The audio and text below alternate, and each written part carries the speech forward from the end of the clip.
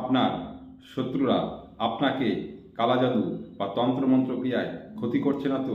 ৫-৬টি বিষয় আপনাকে খেয়াল রাখতে হবে। প্রথমত, শত্রুরা আপনাকে অমাবস্যা, পূর্ণিমা বা শনিবার, মঙ্গলবার বা আপনার জন্মবারে আপনাকে কিছু খাওয়াতে পারে। কী ধরনের সেটা জেনে নিন।